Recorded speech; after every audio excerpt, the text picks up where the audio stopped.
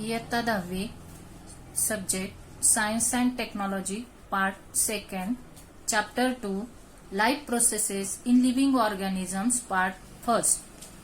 There are various life processes in living organism. Some of these are respiration, digestion, circulation, excretion, reproduction. Out of this, respiration is very important. Living organisms need energy, and this energy is derived from the process respiration. Living organism and energy production. In respiration occurs in two levels. One is body level, another is cellular level. Body लेवलचा अर्थ आहे शरीर अंतर्गत किंवा शरीर स्तर आणि cellular लेवलचा अर्थ आहे पेशीय स्तर किंवा पेशी अंतर्गत. म्हणजे प्राण्यांमध्ये श्वसन हे दोन प्रकारे होतं, एक पेशी स्तर आणि दुसरा आहे शरीर स्तर. Living organism respiration occurs at two levels as body and cellular level. In body level, oxygen and carbon dioxide are exchanged. Oxygen and carbon dioxide exchange चा अर्थ काय आहे तर जेव्हा आपण शरीर स्तरावर श्वसन करत असतो तेव्हा ऑक्सिजन आणि कार्बन डायऑक्साइडची देवाणघेवाण होते. Oxygen and carbon dioxide are exchanged between body and surrounding in case of respiration occurs at body level. While in case of cellular level वर जेव्हा respiration होत असतं तेव्हा काय होतं, foodstuffs म्हणजे अन्न पदार्थ. Foodstuffs are oxidized either with or without help of oxygen. आपण मागच्या वर्षीच पाहिलेलं आहे, there are two types of respiration. Aerobic respiration, anaerobic respiration. Now give names to this figure.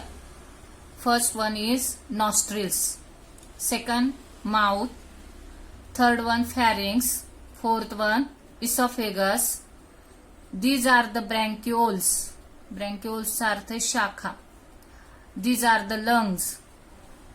Diaphragm. This is diaphragm. Diaphragm means पडदा. And these are the alveoli. Alveoli चा मराठीत अर्थ है वायुकोश. Now we have to solve these questions. How many atoms of carbon, hydrogen and oxygen are respectively present in a molecule of glucose? The molecular formula of glucose is C6H12O6. That's why there are 6 atoms of carbon, 12 atoms of hydrogen and 6 atoms of oxygen. Which types of chemical bonds are present between all these atoms? In glucose, the type of bond is covalent bond. Means carbon, hydrogen and oxygen are linked to each other by covalent bond. In terms of chemistry, what happens actually when a molecule is oxidized? When molecule is oxidized means there is removal of hydrogen or gain of electron. Carbohydrates of the food that we consume every day are mainly utilized for production of energy required for daily need. आपण जे अन्न पदार्थ खातो कर्बोदके त्याच्यापासून आपल्याला ऊर्जा मिळते. तर ती ऊर्जा मिळवताना काय केलं जातं तर रेस्पिरेशन या प्रोसेसमध्ये त्या कार्बोहायड्रेटचं ऑक्सिडीकरण केलं जातं. This energy is obtain in the form of ATP. एटीपीचा लॉंग फॉर्म आहे ॲडेनोसिन ट्रायफॉस्फेट. म्हणजे कर्बोदकांचं ऑक्सिडीकरण करून ऊर्जा मिळवली जाते आणि ती ऊर्जा एटीपीच्या स्वरूपात असते. For this purpose, glucose, a type of carbohydrates, is oxidized step by step in the cells. Respiration या प्रोसेस मध्ये काय केलं जातं तर ग्लुकोजचं ऑक्सिडीकरण करण्याची प्रक्रिया अवलंबली जाते. This is called cellular respiration. आणि या पूर्ण प्रोसेसला सेल्युलर रेस्पिरेशन असं म्हटलं जातं. पेशी श्वसन, सेल्युलर रेस्पिरेशनला मराठीत पेशी श्वसन असं म्हटलं जातं. Cellular respiration occurs among the living organism by two methods. आता या पेशीय श्वसनाचे सुद्धा दोन पद्धती आहेत. Those two methods are aerobic respiration. मगाशीच मी तुम्हाला सांगितलं होतं रेस्पिरेशन दोन प्रकारे होतं. याला एरोबिक रेस्पिरेशनचा अर्थ आहे ऑक्सी श्वसन, means oxygen is involve in this process. Oxygen is involve. And in aerobic respiration, anaerobic रेस्पिरेशनचा अर्थ आहे विनॉक्सी श्वसन, means in this respiration oxygen is not involve. In aerobic respiration, glucose is oxidized in 3 steps. Aerobic respiration, anaerobic respiration. विद्यार्थ्यांनो, aerobic रेस्पिरेशनला मराठीत ऑक्सिश्वसन म्हणतात. Maximum सजीव जे आहेत ते एरोबिक रेस्पिरेशन म्हणजे ऑक्सिश्वसन करतात आणि काही सूक्ष्मजीव जीवाणूंसारखे ते विनॉक्सी श्वसन करतात. सर्वात जास्त ऊर्जा जी आहे ती एरोबिक रेस्पिरेशन मध्ये तयार होते. Near about 38 molecules are synthesize during aerobic respiration, while in anaerobic respiration there are only 2 to 3 molecules of ATP are synthesized. Now we are going to study how glucose is oxidized during aerobic respiration. आपण या भागामध्ये ऑक्सिश्वसनाचा अभ्यास करणार आहोत. ऑक्सिश्वसनामध्ये ग्लुकोजचं 3 स्टेपमध्ये ऑक्सिडीकरण केलं जातं. पहिली स्टेप जी आहे ग्लायकॉलिसिस. आता या ग्लायकॉलिसिस मध्ये काय होतं? Process of glycolysis occurs in cytoplasm. तुम्ही पेशीच्या पूर्ण स्तराचा अभ्यास केलेला आहे, सेल ऑर्गॅनेल्सचा अभ्यास केलेला आहे, पेशी अंगकांचा. पेशीच्या मध्यभागी तिचं केंद्रक असतं आणि केंद्रकाभोवतालचा जो भाग असतो ज्याच्यामध्ये तिची पेशी अंगके असतात त्याला सायटोप्लाझम म्हणजे पेशीद्रव्य म्हणतात. आणि या पेशीद्रव्यामध्ये ही ग्लायकॉलिसिसची प्रोसेस होते. मराठीमध्ये पण याला ग्लायकॉलिसिसच म्हणतात. A molecule of glucose is oxidise step by step in this process. पेशीद्रव्यामध्ये जेव्हा ग्लुकोज येतो तेव्हा त्या ग्लुकोजच्या रेणूचं पायरी पायरीने काय केलं जातं तर ऑक्सिडेशन केलं जातं. And 2 molecules of each, that is pyruvic acid, ATP, NADH2 and water are formed. म्हणजे जेव्हा पेशीद्रव्यामध्ये ग्लुकोज येतो तेव्हा त्या ग्लुकोजचं काय केलं जातं तर ऑक्सिडीकरण केलं जातं आणि प्रत्येकाचे 2 मॉलिक्युल्स तयार होतात. कुणाकुणाचे तर pyruvic acid, ATP and NADH2. Molecules of pyruvic acid formed in this process are converted into molecules of acetyl coenzyme during process of glycolysis. म्हणजे ग्लायकोलिसिस या पायरीच्या मध्ये काय केलं जातं तर पायरुविक ऍसिड जे आहे त्या पायरुविक ऍसिडच्या मॉलिक्युलचं रूपांतर ऍसिटिल कोएन्झाइम ए मध्ये केलं जातं. 2 molecules of NADH2 and 2 molecules of CO2 are released during this process.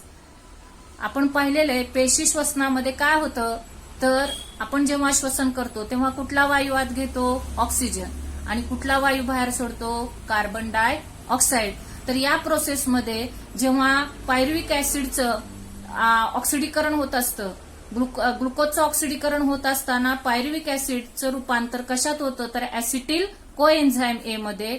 आणि या प्रोसेसमध्ये कुठला वायू तयार होतो कार्बन डाय ऑक्साईड. आता दुसरी जी स्टेप आहे ग्लुकोजच्या ऑक्सिडीकरणाची तीच स्टेप आहे, तिचं नाव आहे ट्रायकार्बोक्झिलिक ऍसिड सायकल. तिलाच TCA सायकल असं शॉर्टमध्ये म्हणतात. Now we see that during glycolysis process glucose is converted into acetyl coenzyme A. 2 molecules of NADH2 and CO2 are released. आता नाव आपल्याला पाहायचंय tricarboxylic acid cycle. Both molecules of acetyl coenzyme A enter the mitochondria. आता मायटोकॉन्ड्रियाचं कार्य तुम्हाला माहितीये.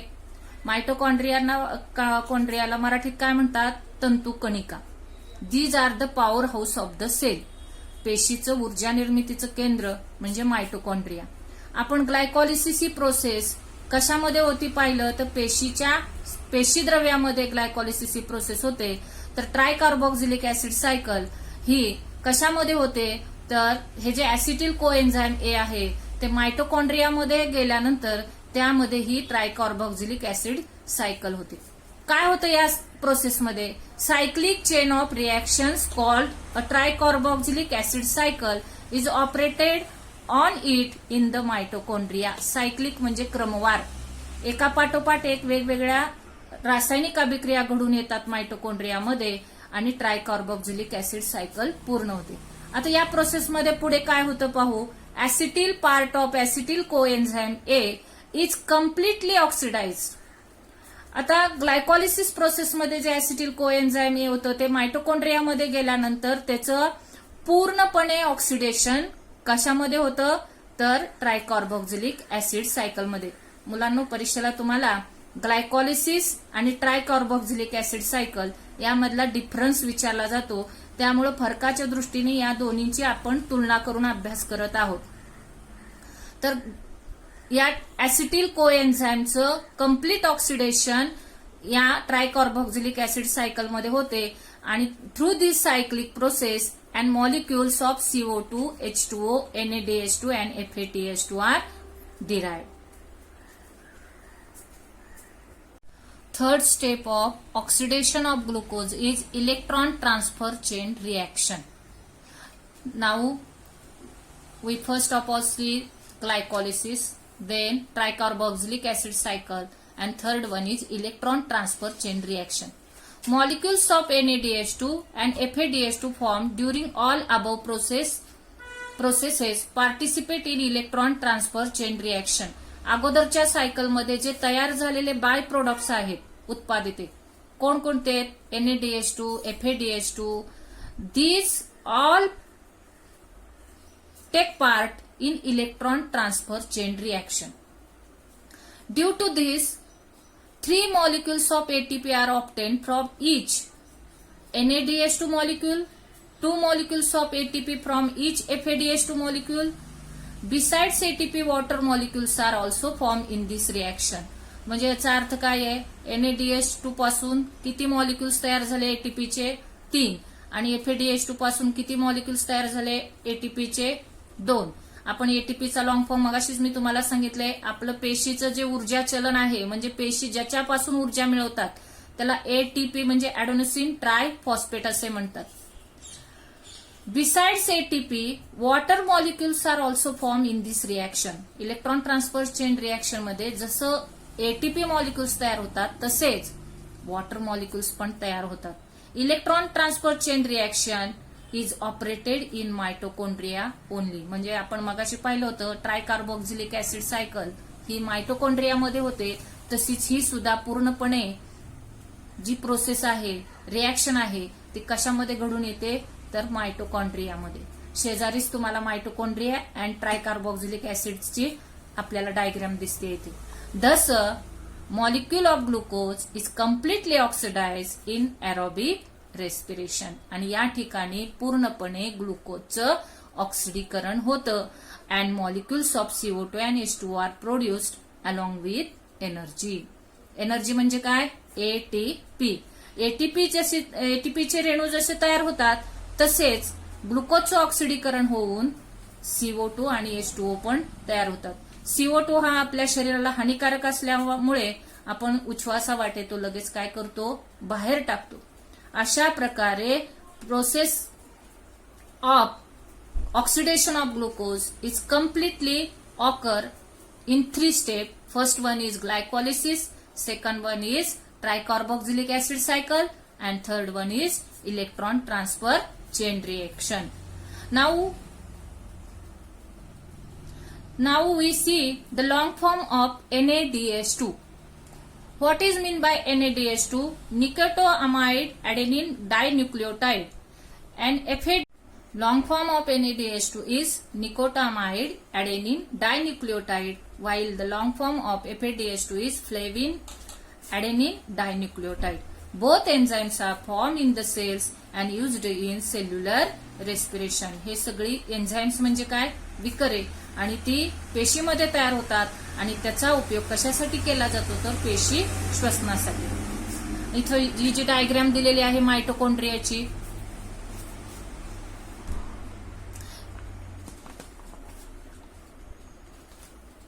या मायटोकॉन्ड्रियाच्या डायग्राम मध्ये आपण फक्त नावांची माहिती घेऊया. This is inner membrane. Inner membrane म्हणजे आंतरपटल. दिस इज आउटर मेम्ब्रेन, बाह्यपटल. पायरुविक ऍसिड ज्याचं ऑक्सिडीकरण होतं ते या मायटोकॉन्ड्रियाच्या आतमध्ये येते. ही डायग्राम काढताना काळजी कशाची घ्यायची तर बाणांची दिशा बघा आणि त्यानुसार आकृती काढायची आहे तुम्ही. फॅटी ऍसिड्स आणि या मायटोकॉन्ड्रियामध्ये 2 सायकल पूर्ण होतात. एक ट्रायकार्बोक्सिलिक ऍसिड सायकल आणि electron transfer chain reaction. Now we study about ATP.